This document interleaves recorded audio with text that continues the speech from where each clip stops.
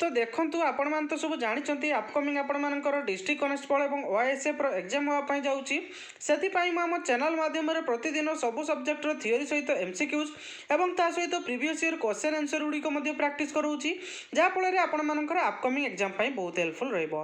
तो देखंतु आज होची हमर जनरल नॉलेज बा जीके रो 4 नंबर क्लास या पूर्वरु ऑलरेडी हमर 3टी क्लास सरी जाईची जो माने देखि नांती तो चैनल को विजिट करी देखि नियंतु। केवल जीके नुह पिले सब सब्जेक्ट रो मु आपण मानक पूरा प्लेलिस्ट बनै देछि चैनल को विजिट करी देखि नियंतु। सब सब्जेक्ट रो मु सीक्वेंस वाइज आपण मानकर पूरा प्लेलिस्ट बनै देछि आपण माने चैनल रु पाई परिबे। तो चलंतु आज रो क्वेश्चन आंसर गुडी कोन रहिछि हमें डिस्कस करनबु। Which festival is known as the festival of light. तो देखंतु आलोकर पर्व केउ पर्व को कहा जाय। ऑप्शन ए रहिछि आपण मानकर होली, ऑप्शन बी रहिछि आपण मानकर दिवाली एवं ऑप्शन सी रहिछि आपण मानकर दशहरा एवं ऑप्शन डी रहिछि आपण मानकर रक्षाबंधन। तो देखंतु यार सठिक आंसर कोन एटा तो आपण माने समस्त जानिथिबे ऑप्शन बी होछि यार राइट आंसर। दिवाली को आपणकर कोन कहा जाय ना आलोकर पर्व बोली कहा जाय। क्लियर ले नेक्स्ट क्वेश्चन आपणकर कोन रहिछि ना what is the capital of France. तो देखंतु फ्रांस रो कैपिटल रो नाम कोन।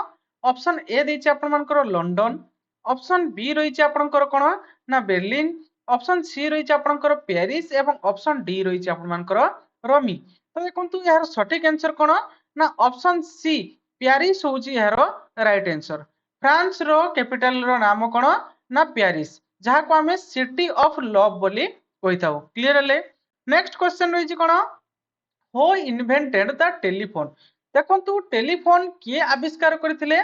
ऑप्शन ए रहिछि आपण मानकर थॉमस एडिस, ऑप्शन बी रहिछि आपण मानकर Alexander Graham Bell, option C रहिछि आपण मानकर आइजैक न्यूटन, ऑप्शन डी रहिछि आपण मानकर गिलियो गिलियो। यार सठिक आंसर कोन रे पिले ना ऑप्शन बी हबो यार राइट आंसर। टेलीफोन किए इन्वेंट करथिले रे पिले माने आविष्कार करथिले ना अलेक्जेंडर ग्राहम बेल बुझियला। ऑप्शन बी होछि यार राइट आंसर। केते मसिया रे पिले ना 1876 मसिया रे से टेलीफोन को इन्वेंट करथिले। क्लियर ले नेक्स्ट क्वेश्चन आपनकर कोन रहिछि ना which is the largest continent in the world. देखंतु विश्वर सबुठारो बड़ खंडर नाम कोन। देखंतु ऑप्शन ए रहिछि आपण मानकर अफ्रीका, ऑप्शन बी रहिछि आपण मानकर यूरोप, ऑप्शन सी रहिछि आपण मानकर एशिया एवं ऑप्शन डी रहिछि आपण मानकर नॉर्थ अमेरिका।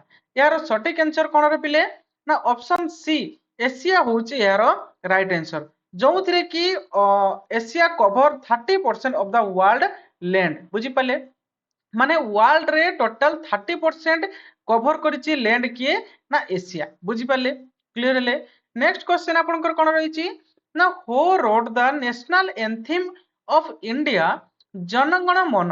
देखंतु हमर जो जातीय संगीत रहिछि जनगण मन किए लिखिथिले से पचारुछि। ऑप्शन ए रहिछि आपनकर बंकिम चंद्र टाटा जी, ऑप्शन बी रहिछि आपण मानकर रविन्द्रनाथ टैगोर, ऑप्शन सी रहिछि आपण मानकर कोन ना सुब्रमणी भारती, ऑप्शन डी रहिछि आपण मानकर सरोजिनी नायडू। यार सठिक आंसर कोन रे पिले ना ऑप्शन बी रविन्द्रनाथ टैगोर यार राइट आंसर बुझी पाले। नेक्स्ट क्वेश्चन आपनकर कोन रहिछि ना which is the smallest state in by area. देखंतु इंडिया रो एरिया वाइज सबुठारो स्मॉलेस्ट बा छोटो स्टेट रो नाम कोन। ऑप्शन ए दैछि आपनकर गोवा, ऑप्शन बी रहिछि आपण मानकर सिक्किम, ऑप्शन सी रहिछि आपण मानकर त्रिपुरा एवं ऑप्शन डी रहिछि आपनकर नागालैंड। तो यार सठिक आंसर कोन रे पिले ना ऑप्शन ए गोवा होछि यार राइट आंसर।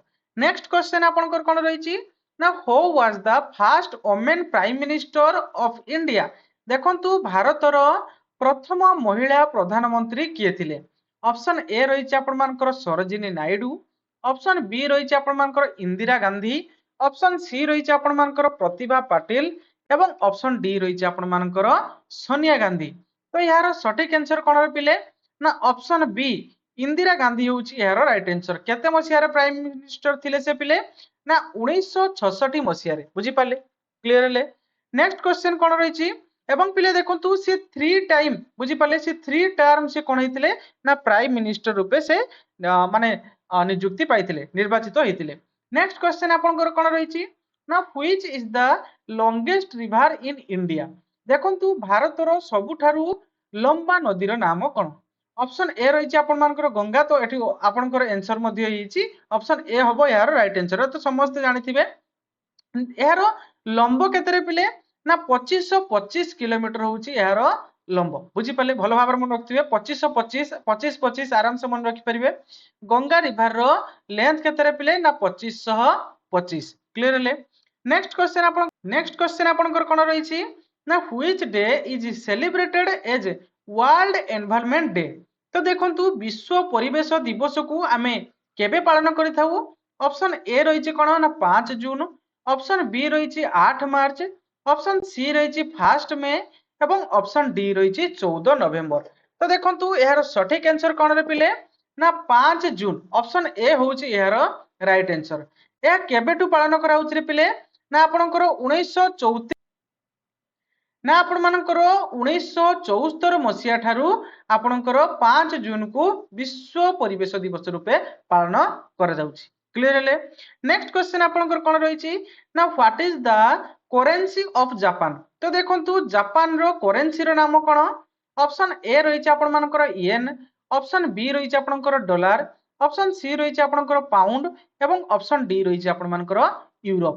ତ ଦେଖନ୍ତୁ ଏହାର ସଠିକ ଆନ୍ସର ଆପଣଙ୍କର କ'ଣ ନା ଅପସନ୍ ଏ ୟେନ୍। ବୁଝିହେଲା? ଜାପାନର କରେନ୍ସିର ନାମ ହଉଛି କ'ଣ ନା ୟେନ୍। ବୁଝିପାରିଲେ? ତାଙ୍କର ସିମ୍ବଲ ହଉଛି ଏଇଭଳି ଭାବରେ। କ୍ଲିୟର ହେଲେ?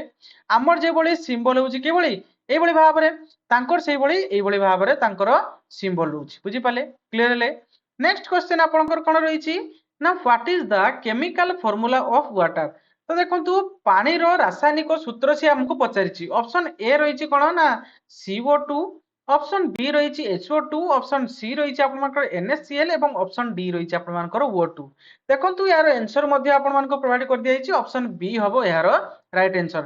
ଯେତେବେଳେ ୱାଟର କିଭଳି ଭାବରେ କ୍ରିଏଟ ହେଇଥାଏ ରେ ପିଲେ ନା ହାଇଡ୍ରୋଜେନ ଏବଂ ଅକ୍ସିଜେନ ମିଶ୍ରଣରେ ଆପଣଙ୍କର ପାଣି ବା ୱାଟର କ୍ରିଏଟ ହେଇଥାଏ। ବୁଝିପାରିଲେ?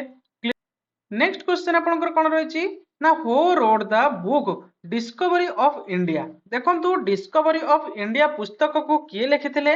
ଅପସନ୍ ଏ ରହିଛି ଆପଣମାନଙ୍କର ରବୀନ୍ଦ୍ରନାଥ ଟାଗୋର, ଅପସନ୍ ବି ରହିଛି ଜବାହରଲାଲ ନେହେରୁ, ଅପସନ୍ ସି ରହିଛି ମହାତ୍ମା ଗାନ୍ଧୀ ଏବଂ ଅପସନ୍ ଡି ରହିଛି ଆପଣଙ୍କର ଡକ୍ଟର BR ଆମ୍ବେଦକର।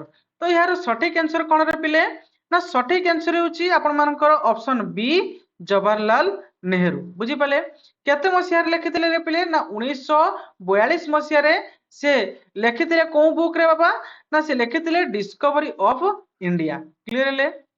ତ ଇଏ ଥିଲା ପିଲେ ଆଜିର କେତେ ଗୁଡ଼ିଏ ସିଲେକ୍ଟେଡ ଜିକେ କ୍ୱେଶ୍ଚନ।